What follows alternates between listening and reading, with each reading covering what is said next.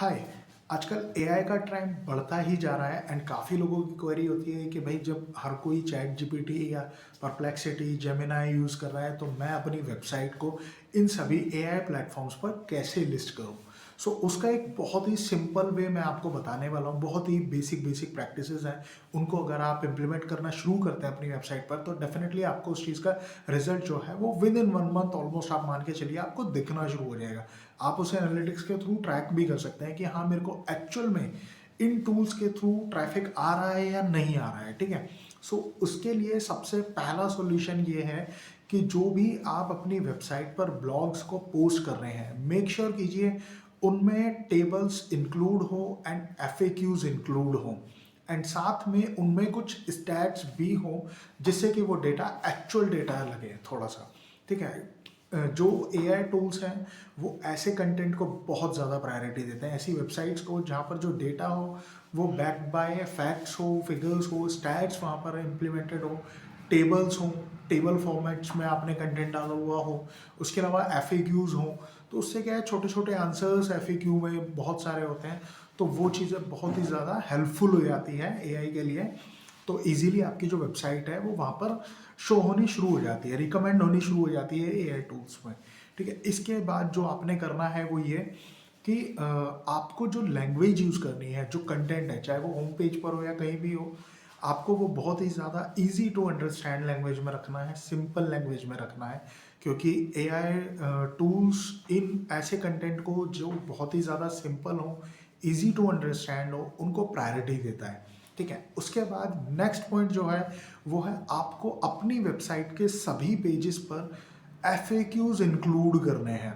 ठीक है। ये चीज़ बहुत ही ज़्यादा इंपॉर्टेंट है दो सेक्शंस के लिए। एक तो आपका एआई टूल्स हो गया और दूसरा आपके लिए इंपॉर्टेंट है people may ask people also may ask वाला जो सेक्शन आता है, उसके लिए भी बहुत ही ज़्यादा इंपॉर्टेंट है।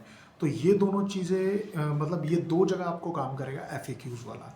इसके बाद आपने क्या करना है, छोटे छोटे सेक्शंस बनाने हैं जहाँ पर आप डेफिनेशंस को डाल सकें या छोटे छोटे शॉर्ट आंसर्स को डाल सकें।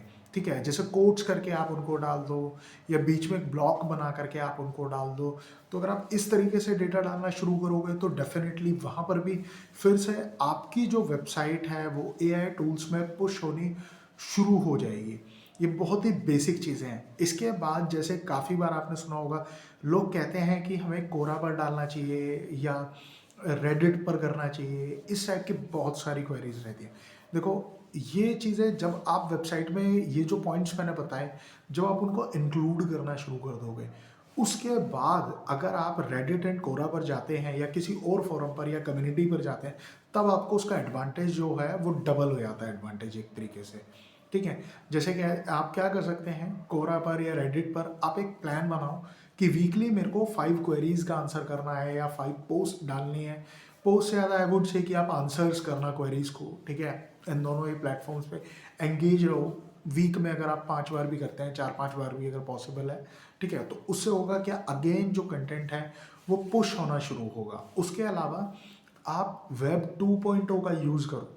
वेब 2.0 पर आप जितना चाहो उतना कंटेंट पोस्ट कर सकते हो और उसको लिंक कर सकते हो वापस से अपने मेन कंटेंट के साथ। ये भी चीज़ आपके लिए बहुत इंपॉर्टेंट है। ठीक है। तो ये कुछ ऐसे पॉइंट है जिनका आप यूज़ करके इजीली अपने वेबसाइट को गूगल एआई ओवरव्यू में ला सकते हो, चैट जीपीटी पर ला सकते हो या और भी ऐसे जितने भी एआई टूल्स हैं उन पर ला सकते हो। सिंपलेस्ट मेथड है and I have used it in various different different sectors. Like SaaS based में मैंने यूज़ किया है, कुछ जगह मैंने ई कॉम में भी यूज़ किया हुआ है, कुछ जगह मैंने सर्विस बेस्ड वेबसाइट्स पर यूज़ किया है, एजेंसीज में, फिर कुछ जगह मैंने like love and relationship related sites को यूज़ किया हुआ है इन्हीं सेम प्रैक्टिसेस में, एंड वहाँ पर मेरे को रिजल्ट्स इनके एक्चुअल में मिलने शुरू हो गए थे। सो उसी बेसिस पर आई वुड सजेस्ट आप इस चीज़ को इम्प्लीमेंट करके देखो एंड हो सके तो अपना एक्सपीरियंस मेरे साथ शेयर करो कि भाई हाँ हमने ये चीज़ें इम्प्लीमेंट करनी शुरू की एंड हमें इसका ये रिजल्ट मिला।